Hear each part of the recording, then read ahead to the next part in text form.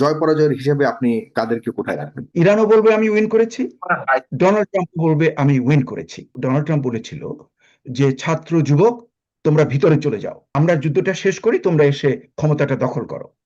এখান থেকে কিন্তু যুক্তরাষ্ট্র অলরেডি পিছিয়ে গেছে। ইসরায়েলি ইন্টেলিজেন্স তারা কিন্তু ছাত্রদের মধ্যে কাজ করছে, আবার ওদিকে সিআইএ এর এজেন্টরা তারা কাজ করছে সামরিক বাহিনীর ভেতরে। সব এরা চলছে।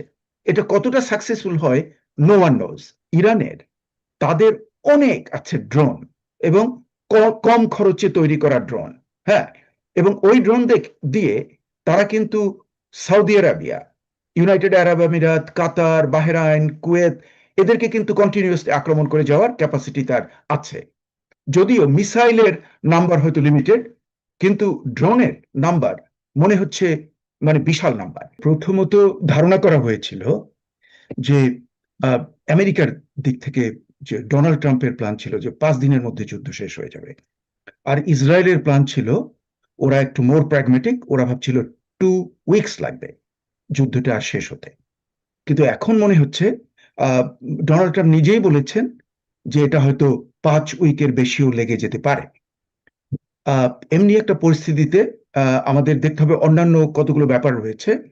যে আপনি যেটা উল্লেখ করেছেন যে ইরানের যে লিডারশিপকে, ফার্স্ট অ্যান্ড সেকেন্ড লেয়ারকে সরিয়ে দেওয়া হয়েছে, মানে তাদেরকে হত্যা করা হয়েছে। হুম। কিন্তু এখন দেখা গেল যে থার্ড, ফোর্থ, ফিফথ সাকসেশন আর রেডি। এটা কিন্তু এক্সপেকটেশনের কিছুটা বাইরে।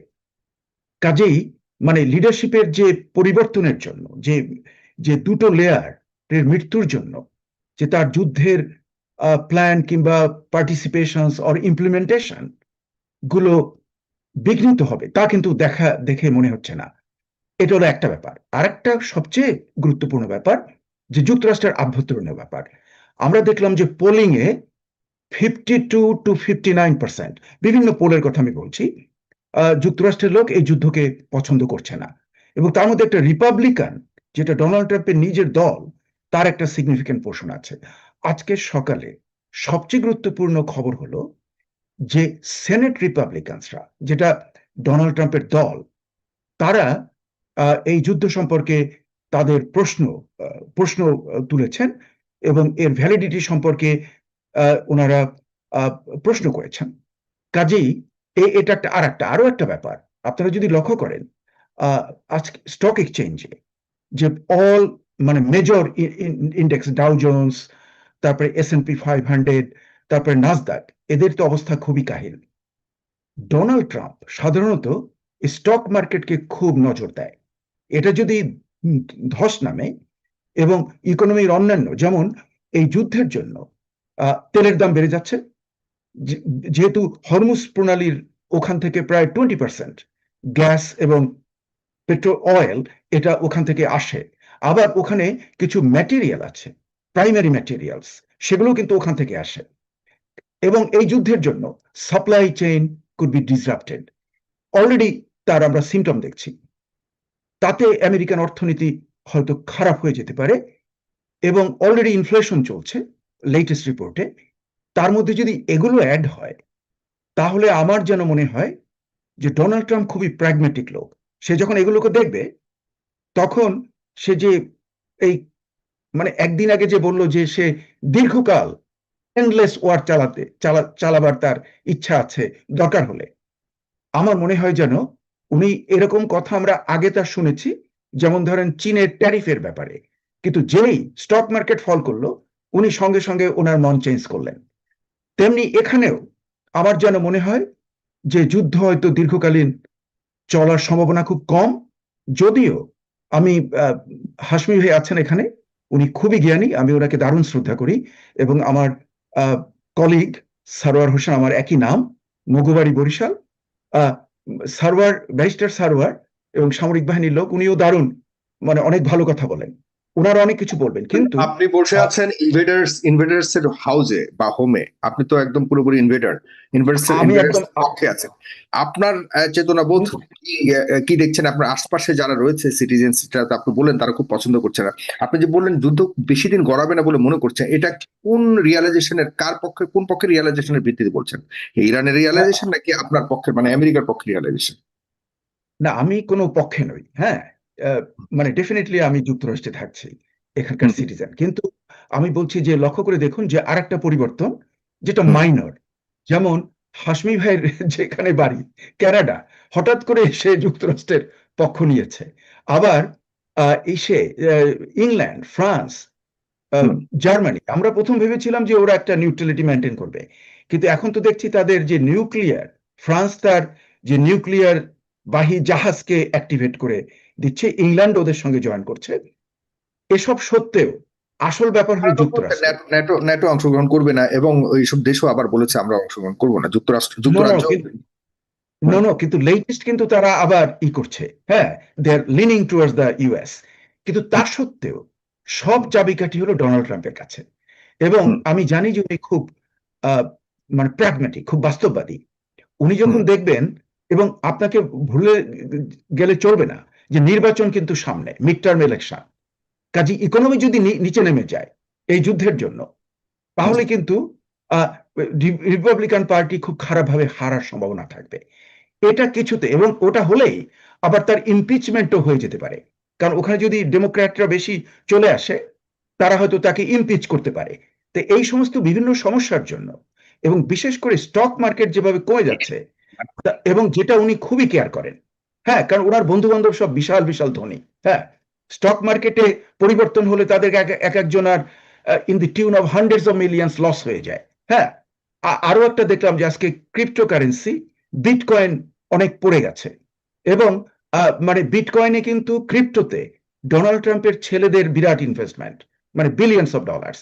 এতে যে কমে, তাতে হান্ড্রেডস অফ মিলিয়ন্স তাদের পোর্টফোলিওর মানে কমে যায়। সব মিলে আমার যেন মনে হচ্ছে যে উনি অতটা রিস্ক ভালো নেবেন না, কারণ very intelligent and very pragmatic.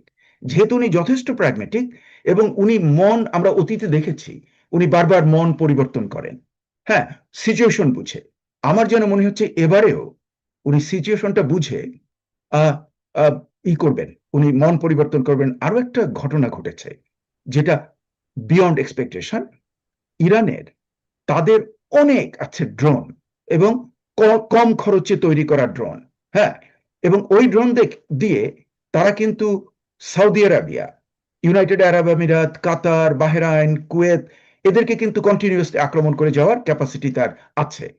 যদিও মিসাইলের নাম্বার হয়তো লিমিটেড, কিন্তু ড্রোনের নাম্বার মনে হচ্ছে মানে বিশাল নাম্বার।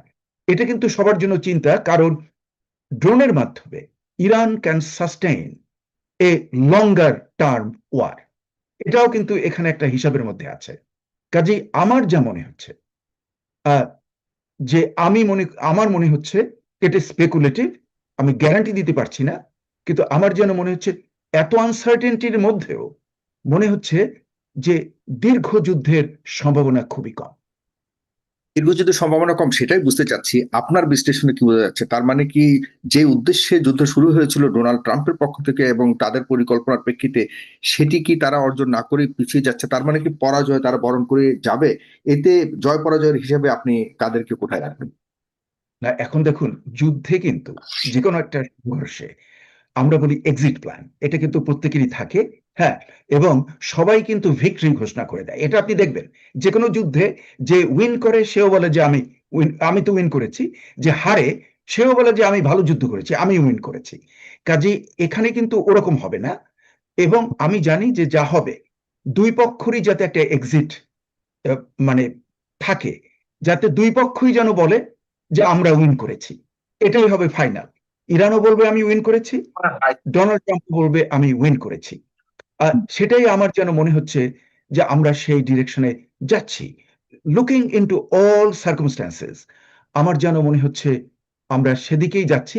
আরো একটা ব্যাপার, যে তিনটা চয়েস আপনার, যে ইরানের যে প্রথম কথা ছিল, ডোনাল্ড ট্রাম্প বলেছিল যে ছাত্র যুবক তোমরা ভিতরে চলে যাও, হ্যাঁ, এবং মানে আমরা যুদ্ধটা শেষ করি, তোমরা এসে ক্ষমতাটা দখল করো।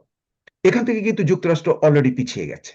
এখন তার তিনটা অপশনস, নতুন নেতৃত্বের সঙ্গেও কিন্তু একটা কম্প্রোমাইজ হতে পারে, অথবা এর একটু পরিবর্তনে হতে পারে, অথবা সামরিক বাহিনীর কিছু অংশের অভ্যুত্থানের মাধ্যমে সিভিল সোসাইটি এবং রেজা পাহলভির সমন্বয়ে একটা যদি গভর্নমেন্ট করতে পারে, এই তিনটা পসিবিলিটি তারা ভাবছে। এই তিনটার যে কোনো একটা হলেই আমার মনে হয় অচিরে যুদ্ধ শেষ হয়ে যাবে এবং বলবো যে আমরা আমরা উইন করেছি, যাতে ইরানও বলতে পারে যে সে উইন উইন করে গেছে।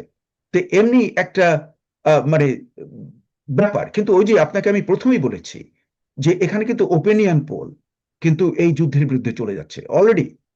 একটা পোলে দেখলাম 59% এই যুদ্ধের বিরুদ্ধে, এবং ওই 59-এর মধ্যে সবচেয়ে যেটা গুরুত্বপূর্ণ, মাগা কম্পোনেন্ট, যেটা ডোনাল্ড ট্রাম্পের কোর গ্রুপ, তারও কিন্তু একটা অংশ ওই 59-এর মধ্যে ঢুকে পড়েছে।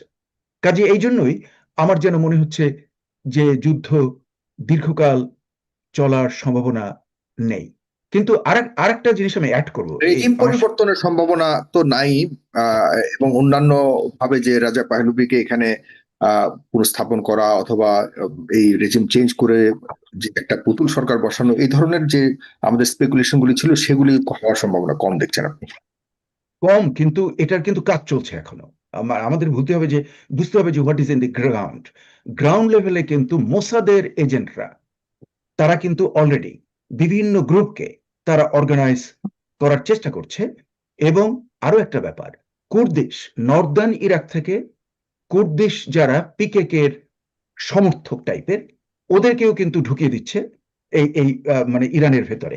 ইরাকের থ্রু ইরাক ওদেরকে ঢুকিয়ে দিচ্ছে ইরানের ভেতরে। আবার Mujahidul Khalq under the leadership of Masoud Rajavi and his wife Maryam Rajavi, ওরাও কিন্তু ঢুকে পড়ছে। প্লাস অন দ্য গ্রাউন্ড মানে এরা মোসাদ ইসরায়েলি ইন্টেলিজেন্স তারা কিন্তু ছাত্রদের মধ্যে কাজ করছে।